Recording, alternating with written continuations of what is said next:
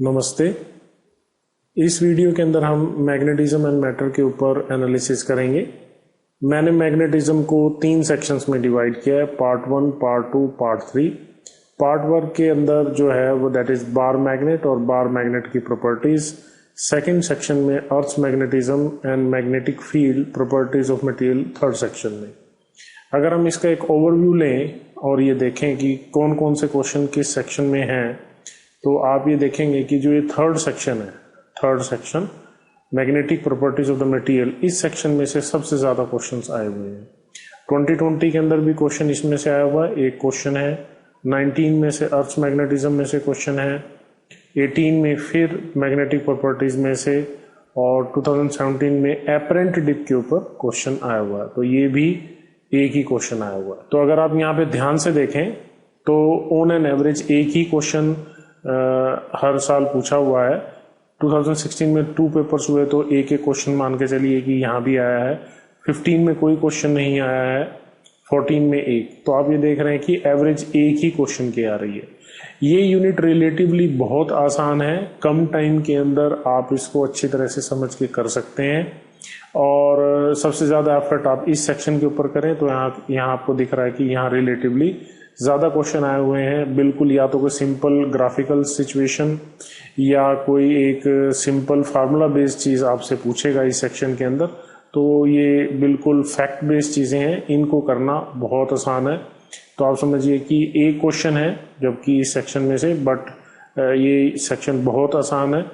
अगर हम अर्थ मैग्नेटिज्म की बात करें तो इसके अंदर थोड़ी अलग सिचुएशन है। कभी कभार जैसे ये एपरेंट डिप है, अगर आपने एपरेंट डिप पहले कभी नहीं किया है तो थोड़ी दिक्कत होगी। ये टॉपिक एनसीईआरटी के अंदर प्रॉपरली गिवन नहीं है, ठीक है, या कहें कि इसका जो मैथमेटिक्स है वो नहीं गिवन है, तो ये आपको दूसरी बुक से करना पड़ेगा।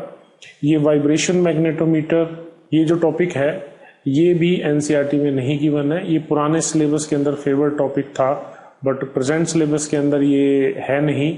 तो फिर भी एक ट्रेंड है, तो आप वाइब्रेशन मैग्नेटोमीटर है, ये भी आपको अलग बुक से करना पड़ेगा। नहीं तो बाकी जितने भी क्वेश्चंस हैं वो बेसिकली अर्थ मैग्नेटिज्म से जो रिलेटेड हैं वो बिल्कुल सिंपल क्वेश्चंस हैं। पर ये आप देखिए कभी कभार क्वेश्चंस आए हुए, यहाँ बिल्कुल नहीं आया, ये फिर बिल्कुल गायब हो गया, ठीक है, यहाँ नहीं पूछा है, यहाँ फिर बीच में नहीं है।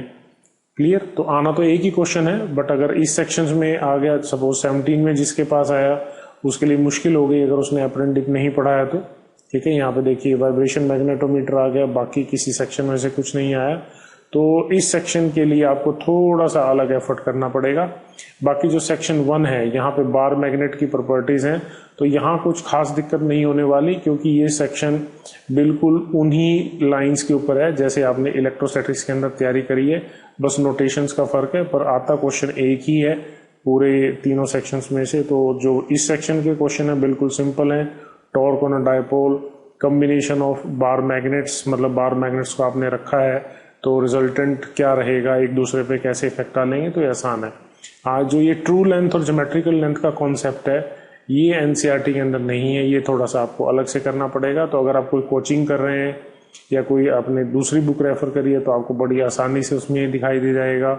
Work done on a dipole, ये सेम वही सिचुएशन है जो इलेक्ट्रोस्टैटिक्स में है, ठीक है। तो बीच में बिल्कुल ही कोई क्वेश्चन नहीं आया। तो रिलेटिवली एक क्वेश्चन के लिए जो इसका कंटेंट है, जितना भी कंटेंट अवेलेबल है, तो ठीक है, आप उसको कर सकते हैं। तो छोड़ेंगे तो कोई नहीं, ये स्कोरिंग है, आसान क्वेश्चन आता है। इस सेक्शन में आ जाए तो थोड़ा सा आपको सोचना पड़ेगा, अदरवाइज इसमें कोई दिक्कत नहीं है, ठीक है। तो आप ये देखिए बीच बीच में जब कोई क्वेश्चन नहीं पूछा है, कोई क्वेश्चन नहीं पूछा है, कोई क्वेश्चन, नो क्वेश्चन आस्क्ड, ये लिखा हुआ है। इस सेक्शन के अंदर ज्यादातर जो थर्ड सेक्शन है इसको भी दोबारा देखते हैं। Susceptibility, diamagnetic property, magnetising field, ये क्वेश्चन जो है ये एनसीईआरटी के सोल्ड एग्जाम्पल के ऊपर बेस्ड है, ठीक है। तो इसके अंदर आप जो भी पोर्शन है इस सेक्शन का वो एनसीईआरटी से जरूर करें। डायमैग्नेटिक प्रॉपर्टी, ससेप्टिबिलिटी, फिर बीच में नहीं आया है डायमैग्नेटिज्म, ठीक है, फेरो क्यूरी लॉ, क्यूरी टेम्परेचर, ठीक है। तो ये shielding from the magnetic field. तो इस सेक्शन को अगर कहें तो इस सेक्शन की प्रायोरिटी सबसे ज्यादा है। सबसे पहले इसको तैयार करें, फिर इसको तैयार करें, और अर्थ मैग्नेटिज्म के अंदर थोड़ा अच्छा एफर्ट करें, क्योंकि वहां पे आपको डायरेक्शन के अंदर वो उलझा सकता है। ठीक है, जैसे नॉर्थ साउथ ईस्ट वेस्ट जो है, नॉर्थ साउथ ईस्ट और वेस्ट, ये नॉर्थ साउथ ईस्ट वेस्ट हमेशा हॉरिजॉन्टल प्लेन में होते हैं, आपको ये ध्यान रखना है।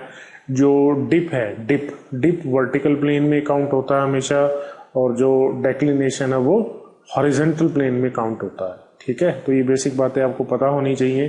ठीक है, तो दूसरा ये, तीसरा ये। ठीक है, तो अगर इन नटशेल कहें तो यूनिट बिल्कुल आसान है, हाईली स्कोरिंग है, आप इस क्वेश्चन को बड़ी आसानी से अटेम्प्ट कर सकते हैं, कोई ज़्यादा कॉन्सेप्चुअलिटी नहीं है। तो एनसीईआरटी एक तरह से देखा जाए तो इस सेक्शन के लिए तो मोर देन सफिशिएंट है, आप आसानी से इसको कर सकते हैं। इस सेक्शन में थोड़ा सा आपको अलग जाना पड़ेगा, और इस सेक्शन के अंदर भी ऑलमोस्ट सफिशिएंट है। सिर्फ जो आपको ट्रू लेंथ ये है पड़ा, ये वाला ट्रू लेंथ और ज्योमेट्रिकल लेंथ, इसके अंदर थोड़ा सा प्रैक्टिस करिए, या कटिंग ऑफ मैग्नेट्स हैं उसके ऊपर थोड़ा सा अलग प्रैक्टिस करनी पड़ सकती है। ऑन द होल एनसीईआरटी लगभग 80 to 90% कवर करती है जो एग्जाम में पूछेंगे, तो एनसीईआरटी को जरूर करिए। और जो एक दो टॉपिक्स बताए हैं, टेंजेंट गैल्वेनोमीटर, वाइब्रेशन मैग्नेटोमीटर, इसके लिए आप थोड़ा सा अलग से प्रैक्टिस करें।